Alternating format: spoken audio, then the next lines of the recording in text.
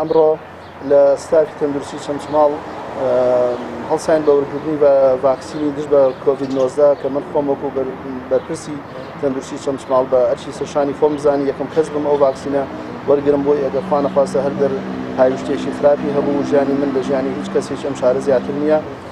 بۆیە ئەومێ دەکەم لە داهاتووە جورعەی تر ئێمە لە ئێستادا تەنها بەشی 50 کارمەندی تەندروستی 100 جۆر ئەمان بۆ گەیشتە دەست. ئەمڕۆ یەکەم هەڵمەتمان دەست پێ کرد کە شانزەی سێیە و لە 6/4 دۆزی دۆم وەرەگرینەوە بۆی ئەو کەسانی کە ئەم دۆزە وەرەگرن بەرگری تەواو دروستکردن بەرامبەر بەم ڤایرۆسە.